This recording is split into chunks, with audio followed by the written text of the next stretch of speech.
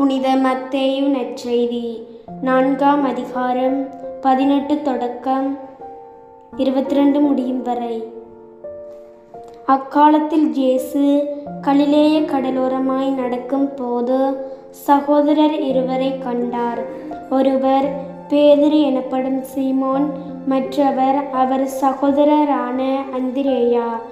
மீனவரான அவ்விருவரும் கடலில் வலை வீசிக் கொண்டிருந்தனர். இயேசு அவர்களை பார்த்து, என் பின்னே வாருங்கள், நான் உங்களை மனிதரை பிடிப்பவராக்குவேன் என்றார். உடனே அவர்கள் வலைகளை விட்டுவிட்டு அவரை பின்பற்றினார்கள். அங்கிருந்து அப்பால் சென்ற போது வேறு 2 சகோதரர்களை கண்டார்.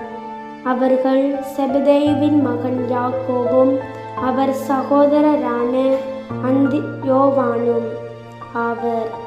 அவர்கள் தங்கள் தந்தை செபதேயுவுடன் படகில் வலைகளை பழுது பார்த்து கொண்டிருந்தார்கள். இயேசு அவர்களையும் அழைத்தார். உடனே அவர்கள் தங்கள் படகையும் தந்தையையும் விட்டுவிட்டு அவரை பின்பற்றினார்கள். இது கிறிஸ்து வழங்கும் நற்செய்தி. கிறிஸ்துவே உமக்கு புகழ்.